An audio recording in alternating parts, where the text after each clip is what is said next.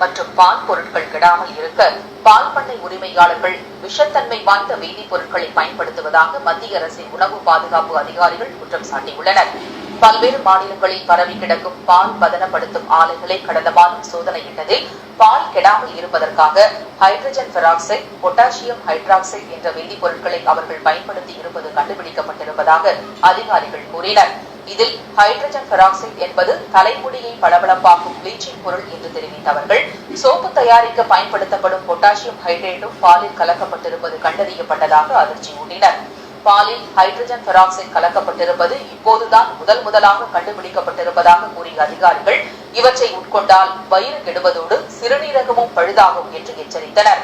இவை ஒருபுறம் இருக்க, பாலில் இருந்து தயாரிக்கப்படும் பனீர், மாமா உள்ளிட்டவற்றின் தயாரிப்பின் போது அர்ஜிமோன் எண்ணெய் என்ற ஒருவித விஷ எண்ணெய் உபயோகப்படுத்தப்படுவதாகவும் அதிகாரிகள் சுட்டிக்காட்டியுள்ளனர்.